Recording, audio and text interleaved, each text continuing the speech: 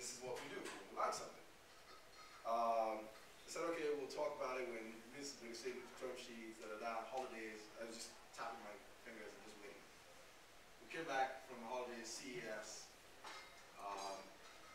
They come in January 9th or 10th. I take that to committee. I get it approved February 3rd or 4th, and I close this Friday. And that's maybe a little bit unusual, but this company had 4 term sheets. And it's a $20 million round, and it was 37 I did work. Right? And so, you know, they had a lead, and then I sort of got not with leads. But that's, you know, that's sort of one possibility where you can actually have, I keep saying this, when a VC really likes your deal, he or she will move like you've never seen. And when they are dragging their feet, they're looking for reasons to tell you no. And generally, as an entrepreneur, you should expect that every time you interact with a VC. Actually, they're looking for reasons to tell you no. Right. And VCs are, it's like all of my high school days. It's like they're terrible. My high school days were actually great. Terrible.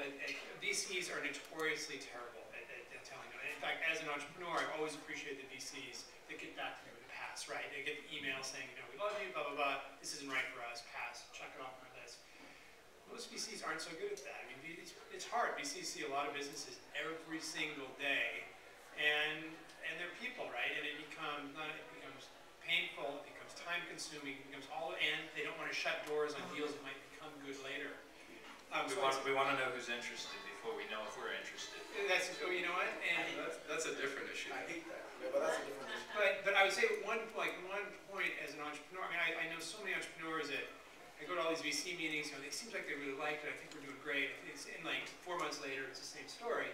If people aren't saying yes after a while, stop fundraising. Stop. Those are no's that you're getting. And it's one frustrating thing about VCs. I'm waiting for you to finish this metaphor about high school dates. I didn't close any deals there either. So. To Stu's point, this is something that, a little different perspective. I mean, I'm the same way. I try to say no immediately if I'm not going to do the deal and explain why. And it may be bandwidth. And what I mean by bandwidth is I came out of Intel, you know, and I spent 15 nights a month in Russia, South America, China, somewhere else, and was used to living on email, working through email, and I had, you know, a large staff and deal makers around the world. Then you go into a 2-person venture fund where you're, you know, CTO, general counsel, making sure the Bez server for your BlackBerry is running in the office in parallel. And I said, okay, I get on average 300 emails a day, 25 voicemails a day. How many hours of that day do you think I spend actually reading these emails or responding to those voicemails? The next day comes in 300 new emails, 25 new voicemails. It started from the time we had our press release that we closed the fund. It has not stopped. So it's a matter of if I've got, you know, 1,000 emails sitting in my inbox, most of which are from people that I've never heard of, how do I organize that? Do I go chronologically, reverse chronologically? You tend to, that's why they say thou shalt come by way of referral. If I'm sitting at a networking function or a lunch with, you know, one of our attorneys or one of our partners, and they bring someone to the table, in this last case, you know, to be specific, second voice, one of my limited partners and I were having lunch. This was a guy he'd met through some other, you know, networking group or something, and he brought him to the lunch. We started talking, and that's what started it. Had he just sent me a random email, and no disrespect for him, but so many of the deals actually look decent enough to spend time. And so if you can do one thing and only one thing with respect to VCs, it's convince them to spend time. Because if they're spending time with you, that means they're giving up a bunch. And that shows that they're interested. So there you have it. If you're out there looking to pitch a deal, pitch it now because he's not going to check his email. Don't bother with a business card. One of the big things that a lot of people talk about during a recession is whether or not it's the best time to invest. What's your impressions of it? I know, Mark, you're kind of, if the deals come now, or I couldn't agree. Well, I couldn't agree more. And it's only, I was telling someone this earlier tonight. I almost am embarrassed to say that the worse the downturn is, the better the opportunities look in terms of quantity and quality. And I think it's a function of a number of things. One is, you know, there's a number of funds in Southern California, but not nearly as many as the Valley. A lot of the funds that are in Southern California are out of money, as an example. We've been out for a while, so people know of us. You know, there's a lot of people that their budgets are getting whacked inside of big corporate America, so they're frustrated, so they leave. There's folks that leave involuntarily. There's a lot of startups out there, you know, labor, so to speak, comes down, valuations of startups come down.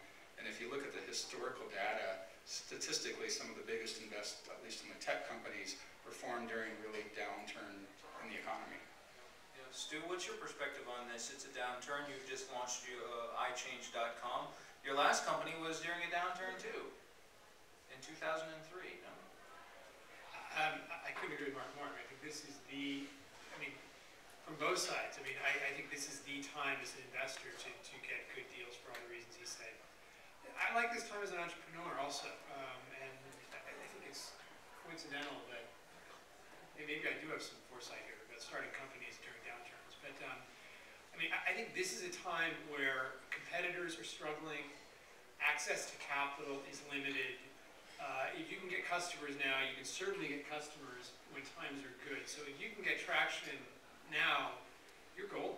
You are really golden. So, the question is, the reason we're all here talking is, can you get the capital you need in this kind of environment? And the VC climate right now is really tough right now for an entrepreneur. We're talking about stories about raising money. These are having Sequoia come in and tell me they want to give me an offer is a pretty rare story. Sequoia's still invested, but you don't hear many stories like that.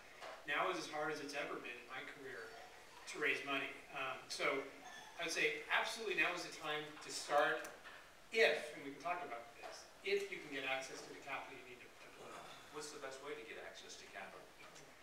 Don't go to the VCs. Don't go to the VCs. That's a sort of a flippant answer because we're all VCs sitting up here, but in many ways it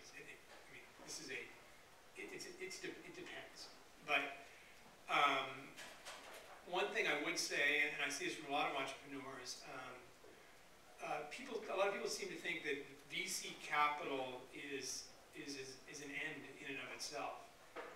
And I'd be really careful about that sort of thinking. In fact, I would actually think of the venture dollars for an early stage company as the dollars of last resort. After revenues, after putting my own money at risk, after raising money from friends and family, after angel investing, right? VC is, I don't know how many, 4. VC is 5 at the highest. And so it really depends on the company. But VCs, well, they can bring a lot of good, especially if you get a smart VC that can add sort of strategic value and insights into your business. And Intel is a perfect example of someone like bottom line, venture capitalists will kill babies. Venture capital will kill babies. Venture capital will sit on your board. They'll have possibly a different perspective about what you want to do, what you should do in your business. They will possibly weed you out if you're not performing the way you want. They will dilute you. They will possibly put you in subordinate positions on the cap table. They'll do, there's a lot of great things that come from VCs, but there's a lot of things that entrepreneurs should know about before they make that first call to talk to VCs. Mark, I saw you nodding, but... yeah, it sounds, I used to make fun of attorneys because I was one, and now I'm a VC, I get to make fun of VCs. Man, what an industry. The reality is they have fiduciary duties, or we have fiduciary duties to our limited partners, and it goes to making money. We're not a community bank. We're not there to start as many companies as possible. Our job is to make as much money as possible in a short amount of time. Funds tend to be 10-year vehicles with a 5-year investment period, allowing for liquidity from years 3 through, heaven forbid, you go past that 10th year and have to get an extension. But you're looking for outsized returns that outperform public markets, outperform other alternative asset classes, and it's an investment game, plain and simple. Now, how you actually create value differs depending on whether you're at the early stage or a late stage. And so speaking for